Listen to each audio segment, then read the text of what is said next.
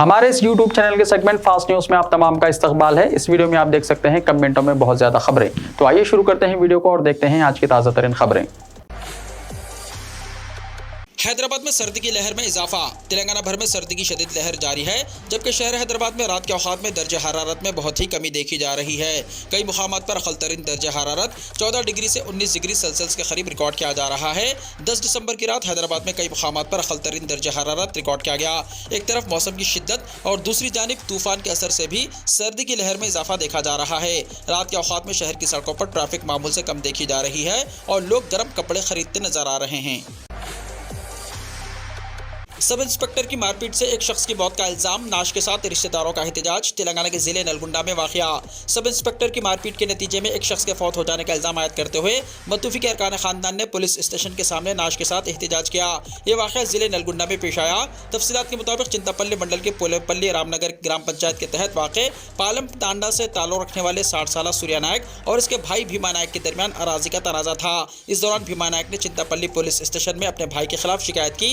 इल्जाम आयद किया गया है कि सब इंस्पेक्टर सतीश रेड्डी ने सूर्या नायक को पुलिस स्टेशन तलब करके इसे शदीद ज़दोकोब किया, जिसके नतीजे में इसकी तबीयत बिगड़ गई और हॉस्पिटल मुंतकिल करने पर वो जामबंद न हो सका।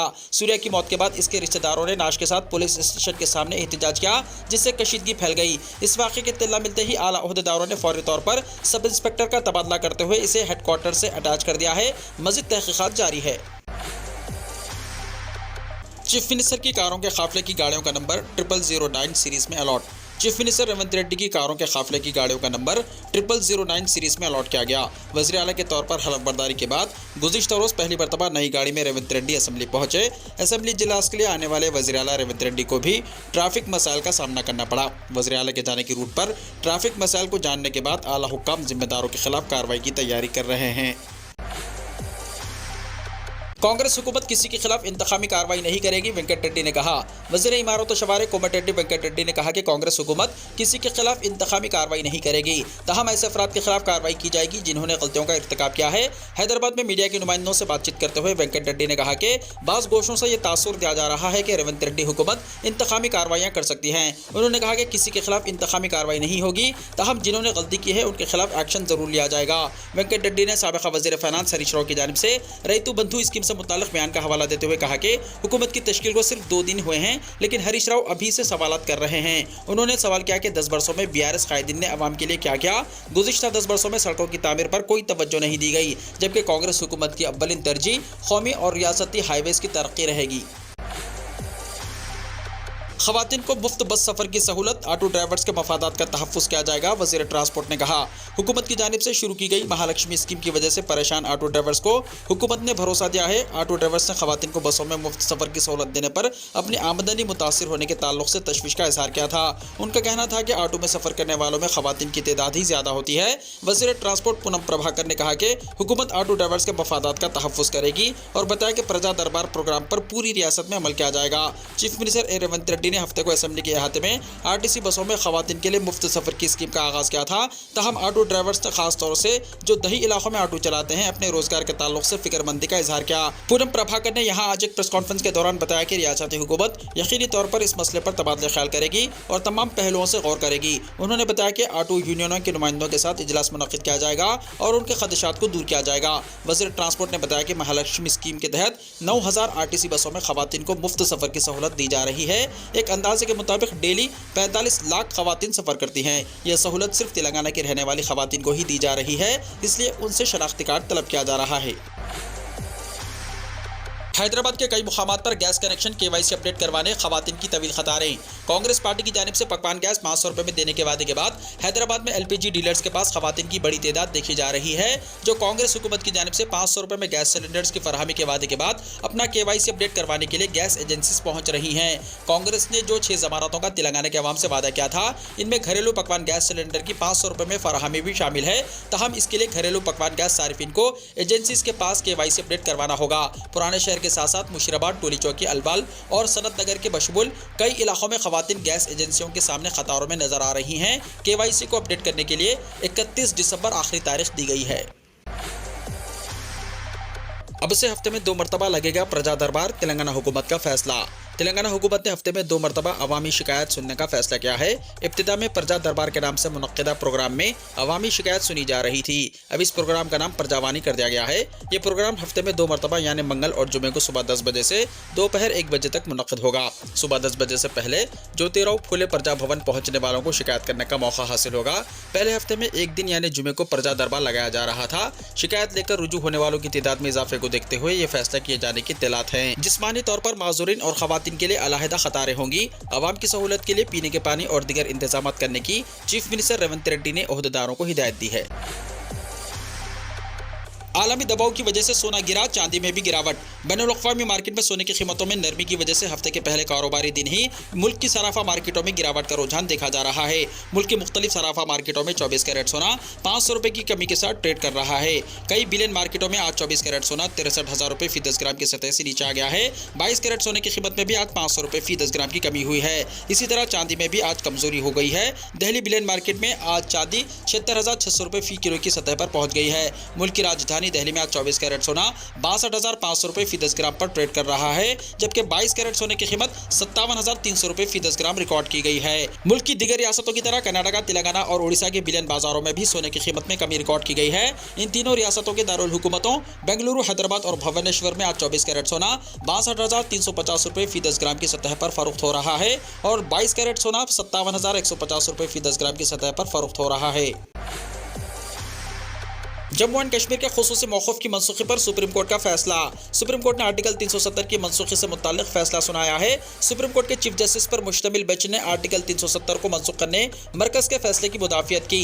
तहम इस फैसले पर आईनी बेंच में इख्तलाफ पाया गया। सुप्रीम कोर्ट के चीफ जस्टिस ने कहा कि जब कश्मीर को हिंदुस्तान में शामिल किया गया तो कोई खुसूसी हैसियत नहीं थी, इसलिए कश्मीर के लिए कोई अलग खुद मुख्तारी नहीं है। उन्होंने कहा कि कश्मीर का खुसूसी आइन सिर्फ सहूलत के लिए है। चीफ जस्टिस DY चंद्रचूड़ की सरबराही में 5 रुकनी आईनी बेंच ने वाज़ेह किया कि वो जम्मू एंड कश्मीर के मसले पर सदर के ऐलान में मदाखलत नहीं कर सकता। सुप्रीम कोर्ट ने जम्मू एंड कश्मीर की खुसूसी हैसियत को मनसूख करते हुए मरकजी हुकूमत की तरफ से 2019 में आर्टिकल 370 की मनसूखी को चैलेंज करने वाली अर्जी पर यह फैसला सुनाया। उसने ये नतीजा अक्स किया कि वो जम्मू एंड कश्मीर के मामले में मरकजी हुकूमत के फैसले में मदाखलत नहीं कर सकती। दरख्वास्त गुजारों के दलाइल को मुस्तरद कर दिया। ये वाज़ेह किया गया है कि दूसरी रियासतों को जम्मू एंड कश्मीर के आईनी हुकूक में कोई खास बात नहीं है। वाज़ेह रहे कि 5 अगस्त 2019 को मरकजी हुकूमत ने आर्टिकल 370 को मनसूख कर दिया। रियासत को 2 मरकजी ज़ेर इंतज़ाम इलाकों में तकसीम किया गया। मुकामी सियासी जमातों ने इसकी शदीद मुखालिफत की। मरकज़ के फैसले को चैलेंज करते हुए सुप्रीम कोर्ट में अर्जियां दाखिल की गई। अदालत ने काफ़ी देर तक दरख्वास्तों पर समाअत के बाद आज हतमी फैसला सुनाया। दफ़ा 370 की मनसूखी पर सुप्रीम कोर्ट का फैसला तारीखी। नरेंद्र मोदी ने कहा। वज़ीर आज़म नरेंद्र मोदी ने जम्मू एंड कश्मीर से दफ़ा 370 की मनसूखी से मुताल्लिक़ CJI DY चंद्रचूड़ की सरबराही वाली सुप्रीम कोर्ट के आईनी बेंच के फैसले का खैर मकदम किया। वज़ीर आज़म मोदी ने एक्स पर एक पोस्ट शेयर करते हुए लिखा कि दफ़ा 370 की तनसीख पर सुप्रीम कोर्ट का फैसला तारीखी है और आईनी तौर पर 5 अगस्त 2019 को भारत की पार्लियामेंट के जरिए लिया गया फैसला बरकरार रखता है। ये जम्मू एंड कश्मीर और लद्दाख में हमारी बहनों और भाइयों के लिए उम्मीद, तरक्की और इत्तेहाद का एक शानदार ऐलान है। वज़ीर आज़म का मज़ीद कहना है कि अदालत ने अपनी गहरी दानिशमंदी के साथ इत्तेहाद को मजबूत किया है, जिसे हम भारतीय होने के तौर पर हर चीज़ से ज़्यादा अजीज़ रखते हैं और इसकी कदर करते हैं। वज़ीर आज़म ने एक्स पर पोस्ट किए गए अपने पोस्ट में मज़ीद लिखा कि मैं जम्मू एंड कश्मीर और लद्दाख के लोगों को यकीन दिलाना चाहता हूँ कि आपके ख्वाबों को पूरा करने के लिए हमारा अज़्म अटल है। हम इस बात को यकीनी बनाने के लिए पुरअज़्म है कि तरक्की के समरात न सिर्फ आप तक पहुँचे बल्कि हमारे मुआशरे के सबसे कमज़ोर और पसमानदा तबक़ात तक भी पहुँचे जो दफ़ा 370 की वजह से मुतासिर हुए हैं। PM मोदी ने अपनी पोस्ट के आखिर में लिखा कि आज का फैसला सिर्फ कानूनी फैसला नहीं है, ये उम्मीद की किरण है, एक रोशन मुस्तकबिल का वादा है और एक मजबूत ज़्यादा मुत्तहिद भारत की तामीर के हमारे इज्तिमाई अज़्म का सबूत है। दफ़ा 370 पर सुप्रीम कोर्ट का फैसला, कश्मीरी रहनुमाओं का रद्द-ए-अमल। सुप्रीम कोर्ट की जानिब से दफ़ा 370 की मनसूखी के पार्लियामेंट और सदर जमहूरिया के फैसले को बरकरार रखने पर जम्मू एंड कश्मीर के सियासी लीडरान ने गहरे अफसोस का इजहार किया है। जम्मू एंड कश्मीर के साबिक़ वज़राए आला उमर अब्दुल्ला और गुलाम नबी भट्ट यानी आज़ाद समेत दिगर मुकामी मेन स्ट्रीम सियासी जमातों के लीडरान ने पीर को सुप्रीम कोर्ट की जानिब से आर्टिकल 370 को मनसूख करने के BJP की क़यादत वाली मरकजी सरकार के फैसले को बरकरार रखने पर मायूसी का इजहार किया। दफ़ा 370 के तहत जम्मू एंड कश्मीर को बाज़ खुसूसी इख्तियारात हासिल थे। जम्मू एंड कश्मीर के साबिक वज़ीर आला और नेशनल कॉन्फ्रेंस के नायब सदर उमर अब्दुल्ला ने समाजी राब्तागाह एक्स पर अपना रद्दमल जाहिर करते हुए कहा, मायूस हूं लेकिन बददिल नहीं, जिद्दोजहद जारी रहेगी। उमर ने मजीद कहा, बीजेपी को यहां तक पहुंचने में कई दहाइयां लगी, हम भी तवील सफर के लिए भी तैयार हैं। शुमाली कश्मीर से ताल्लुक रखने वाले Jammu and Kashmir people's conference के सरबराह सज्जाद गनी लोन ने भी आर्टिकल 370 पर सुप्रीम कोर्ट के फैसले को मायूसकुन करार दिया। समाजी राब्तागाह पर अपना रद्दमल जाहिर करते हुए लोन ने कहा, इंसाफ एक बार फिर जम्मू एंड कश्मीर के लोगों से दूर है। दफा 370 को कानूनी तौर पर खत्म कर दिया गया होगा, लेकिन यह हमेशा हमारी सियासी ख्वाहिशात का हिस्सा रहेगा। साबिक वज़ीर आला और नेशनल प्रोग्रेसिव डेमोक्रेटिक आज़ाद पार्टी के सदर गुलाम नबी आज़ाद ने कहा, हमें सुप्रीम कोर्ट के फैसले से मायूसी हुई है, तहम हमें सुप्रीम कोर्ट का फैसला कबूल है। उन्होंने कहा कि दफा 370 की मनसूखी पर हमें सुप्रीम कोर्ट के साथ ही उम्मीद वाबस्ता थी। गुज़िश्ता 3 माह इस पर बहस और तमहीज़ में गुजरे, जबकि फैसला भी जम्मू एंड कश्मीर की अक्सर अवाम की उम्मीदों और ख्वाहिशात के बरअक्स सादिर हुआ।